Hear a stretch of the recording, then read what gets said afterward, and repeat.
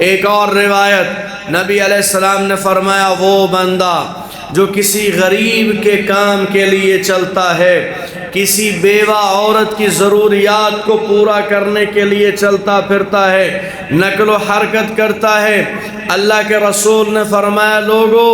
رب العالمین اس بندے کو میدان جہاد میں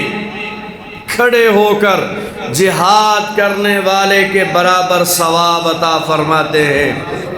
اللہ کے رسول علیہ السلام یتیموں کے لیے بھی رحمت بن کر آئے، بیواؤں کے لیے بھی رحمت بن کر آئے۔ اسی کو قرآن کہہ رہا وَمَا أَرْسَلْنَاكَ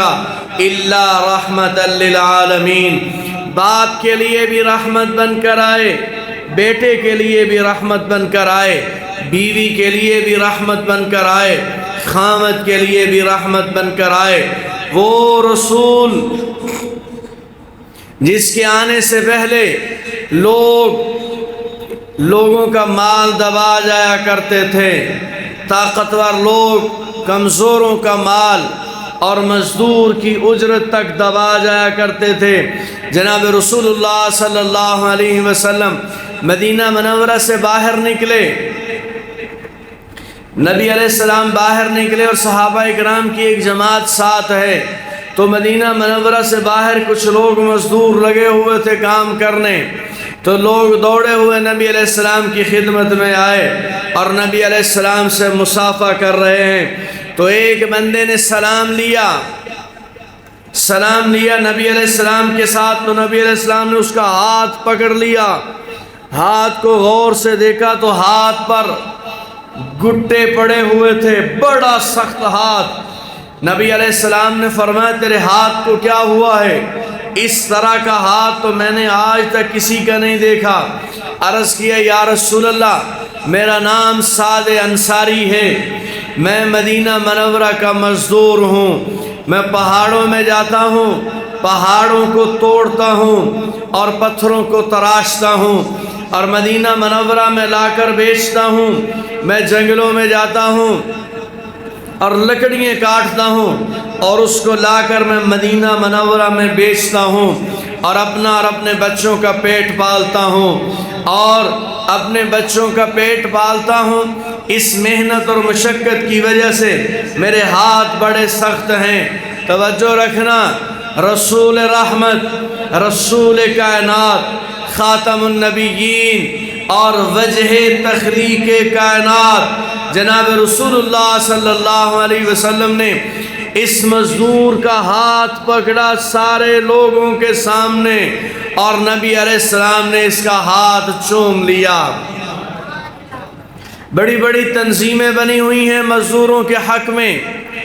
مزدور ڈے بھی بنا ہوا ہے، بڑے بڑے نظام بنے ہوئے ہیں، لیکن مزدور کی خیر خواہی کی بات کرنے والا آج تک آپ نے کوئی رہنما نہیں دیکھا ہوگا جس نے مزدور کا ہاتھ چوما ہو۔ 1400 سال پہلے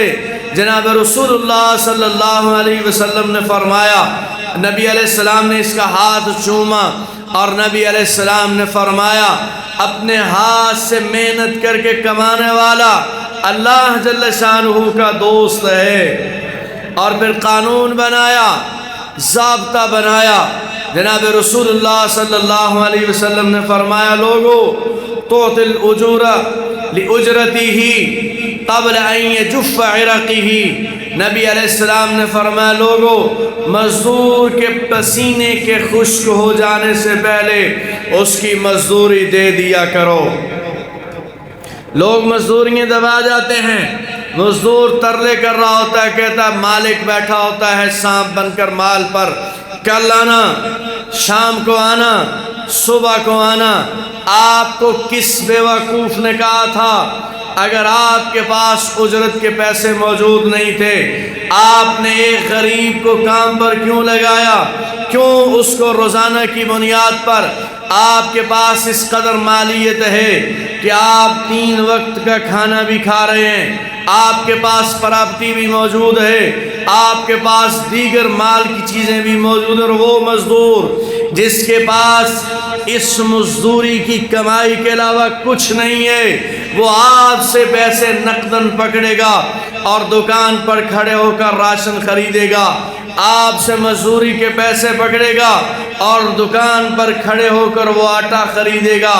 اور اپنے بچوں کو کھلائے گا، اور وہی اس کی دنیا ہے، وہی اس کی کل کائنات۔ اور اس کو آپ کہہ رہے ہیں کل آنا، صبح آنا، شام کو آنا، پھر چکر پہ چکر لگا رہا ہے وہ مزدور۔ میرے رسول نے مزدور کے ساتھ کھڑے ہو کر فرمایا، مزدور کے ہاتھ کو بھی چوما،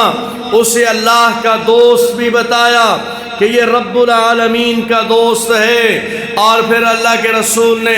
اپنی امت کو ترغیب دی کہ اللہ کے دوست پر ظلم نہ کرنا، یہ کسی اور کا دوست نہیں ہے، یہ رب العالمین کا دوست ہے، اس پر ظلم نہ کرنا، اس کے پسینے کے خشک ہونے سے پہلے اس کو اس کی اجرت دے دینا۔ اللہ کے رسول علیہ السلام مزدور کے لیے بھی رحمت بن کر آئے، اور قرآن کہتا ہے وَمَا أَرْسَلْنَاكَ إِلَّا رَحْمَةً لِلْعَالَمِينَ۔ جناب رسول اللہ صلی اللہ علیہ وسلم مظلوم کے لیے